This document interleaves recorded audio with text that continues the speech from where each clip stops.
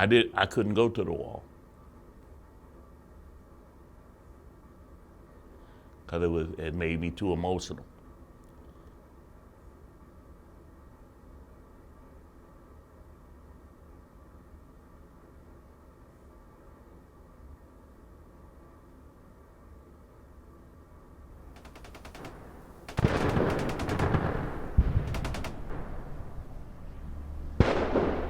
We didn't get a hero's welcome coming home from Vietnam.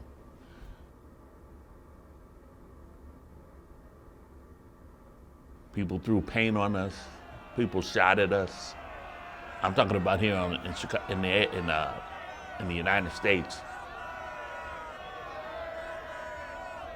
They threw blood on us, called us baby killers. So it wasn't very good.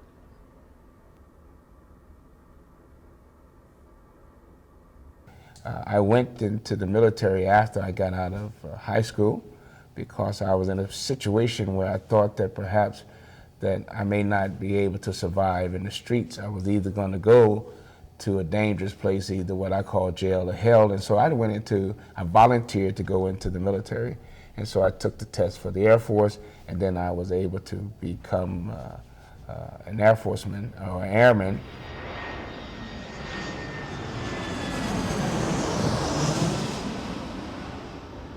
I worked the flight line. My job was to keep the airplanes up in the air. Like I said, the first year I was a grunt. And that was the search and destroy. The second year I caught security. I guarded hotels and embassies for the United States in Vietnam.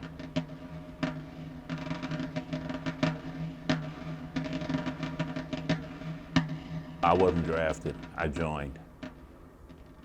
I was hanging with some guys that weren't quite right, and I knew they weren't right. So to get away from them, I joined the Marine Corps. Every day was different. Number one, you're glad you woke up. You know,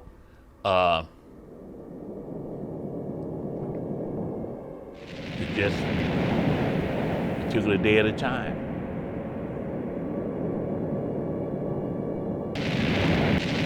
I've been overrun twice. I've had mortars dropped on me, friendly fire.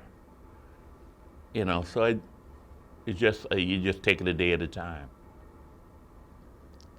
We did usually kill more of them than they killed of us.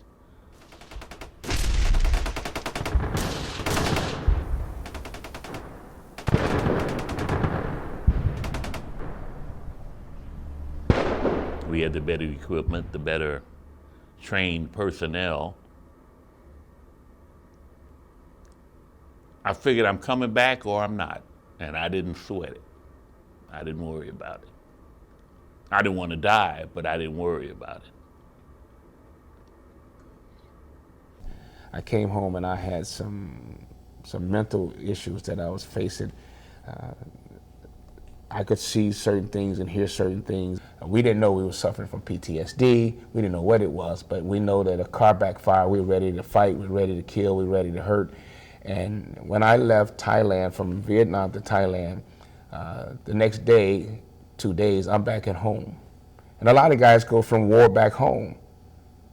That's like in 24 hours, you're back home sitting in your house and you're looking at these people that you call your family and they look funny to you, and sudden noises, you react to those, and sudden things happen to you and you don't know what's really going on, and then they say that there's something wrong with you because there was no debriefing. We didn't know how to come back into society.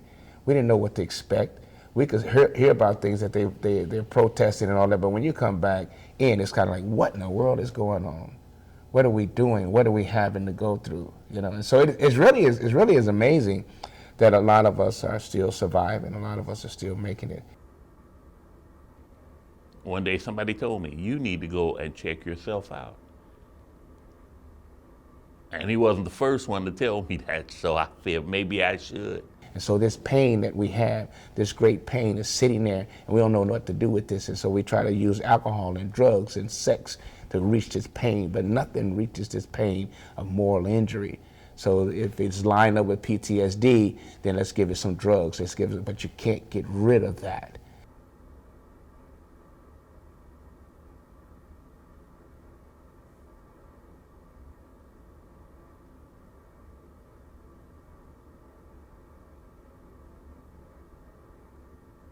It took me 20 years of not knowing what was wrong with me.